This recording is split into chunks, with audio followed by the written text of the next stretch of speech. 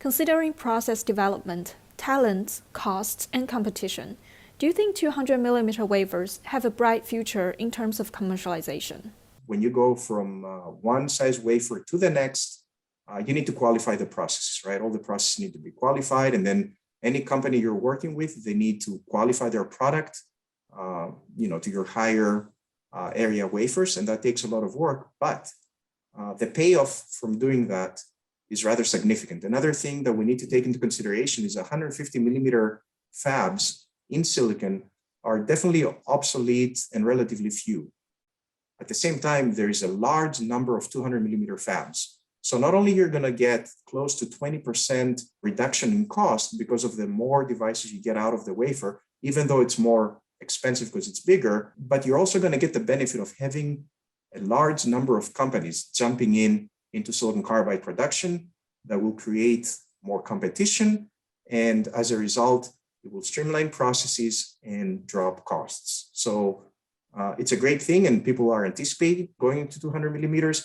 Wolfspeed in the United States is building a 200mm silicon carbide fab in the state of New York. It's going to be ready in 2022, 2023. I know in Europe there are programs where they're taking, experimental or pilot, so to speak, 200mm wafers and are running them through the fab to kind of understand what type of specific problems with this wafer. So a lot of the background work is done. 200mm silicon companies are already doing qualification type of experiments in short loops to qualify process. So when 200mm wafers do become commercially available, they're ready to jump and compete in the market. Every time you do mass commercialization, prices go down. One thing I got to say is, compared to silicon, the wafers in silicon carbide are far more expensive. I mean, you might pay, $40, $50 for a 200mm wafer in silicon. It could be $600-$700 in silicon carbide. And that's part of the way you make the substrate. You need to go to temperatures of 2,500 degrees. You need large area seeds. It's a hard material, so when you try to slice it and polish it, it's very labor intensive and costly. So anytime you have a situation like that, you got a lot of room for some disruptive technology to come in and do things in a non-traditional way to reduce the costs significantly.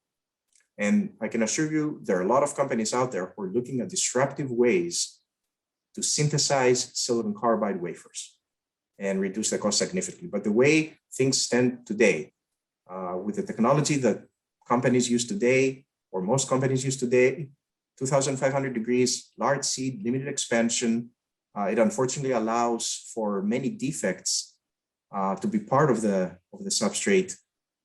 The cost, it's kind of a fundamental limitation. When you need to go to 2,500 degrees, right? And it's a slower process and a more difficult process. Higher volumes will help, but they will not reduce it to the level of silicon. What I want to add is that typically you will pay maybe 2 to 3 times more to buy the silicon carbide semiconductor. However, you're not buying a silicon carbide MOSFET, a silicon carbide device to just hold it in your hand or put it in a wall in your office to look. You're buying a device that you're going to put at the system. So we need to basically look at the cost at the system level. So what you will find there is, despite paying 2 to 3 times for the semiconductor itself, the actual system can be cheaper than that of silicon. Why? Because silicon carbide will allow you to operate at very high frequencies. Magnetics become a lot smaller. So you have volume reduction, weight reduction, and because they're smaller, cost reduction. And I don't have exact numbers because all this is proprietary, but we're getting there with a traction inverter and the other components in electric vehicles, just basically exploiting that large frequency capability that silicon does not have. To simplify the passive components, you're able to operate at higher temperatures, and that will simplify the thermal management. You need a smaller heatsink, less expensive heatsink, and so on and so forth. So I think silicon carbide is here.